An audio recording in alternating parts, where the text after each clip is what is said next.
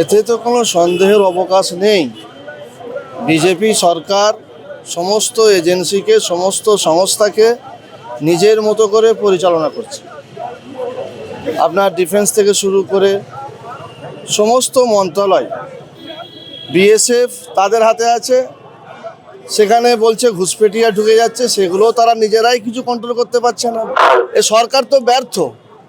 তার আন্ডারে যে সমস্ত সংস্থাগুলো চলছে, সেই সংস্থাগুলো তারাও তো তাদের মতো করেই চলছে। তাদের মধ্যে শিক্ষিত জ্ঞানী মানুষ আছে, কিন্তু তাদেরকে সেইভাবে চলতে দেওয়া হচ্ছে না। তারা বুঝতে পারছে যে আমাদেরকে বিজেপি মিসগাইড করছে, কিন্তু তারা নিরুপায়, তারা অপারক, তারা নিষ্ক্রিয়।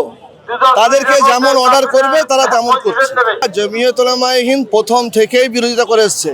আজ থেকে 2 মাস আগে থেকে আপনারা জমিয়তের যেই সময় থেকে এসআইআরের সিদ্ধান্ত এবং রেজলিউশন পাস করেছে, সেই সময় থেকে আপনারা দেখেন সমস্ত জায়গায় জমিয়ত উলামা প্রথম থেকেই প্রতিবাদ করছে।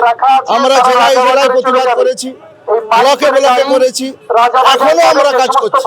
এখন আমাদের দাবি যে বিজেপি সরকার নির্বাচন কমিশনকে দিয়ে যে চক্রান্ত করছে, মুসলিম ভোটারদের নাম কমানো এবং বেছে বেছে মুসলিম ভোটারদের সংখ্যা সকলকে তাদেরকে মানে ভোটার করার যে চক্রান্ত করছে, এটা আমরা বুঝতে পেরেছি।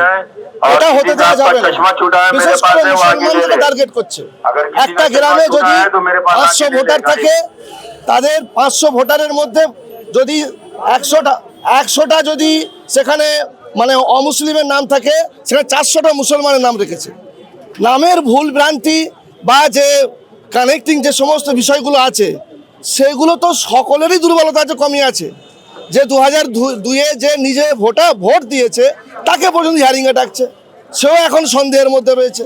কত মানুষ, এই যে তুগলকি সিদ্ধান্ত, এতে কত মানুষ মারা যাচ্ছে, কত বিএলও ইয়ারও তারাও পর্যন্ত পদত্যাগ করছে, কত বিএলও আত্মহত্যা করছে।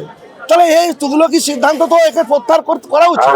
এতে করে দুর্বলতাগুলো রয়েছে, মানুষ খেতে পায় না, স্বাস্থ্য নাই, রুজি নাই, সেগুলো মানুষ ভুলে যায়। লাইনে দাঁড়িয়ে থাকুক আর ফর্ম জমা করুক। শুভেন্দু অধিকারী হবে না এই বাংলার মাটিতে, কোনোদিন পুরো হবে না। শুভেন্দু বাংলার সমস্ত মুসলমান, এরা হচ্ছে এখানে আদিবাসী, এরা কোথায় যে আপনি এদেরকে দেশ ছাড়া করবেন? এটা একটা টাইমলি একটা কাজ, মানুষকে শুধুমাত্র হয়রানি করা আর কিছু করতে পারবে।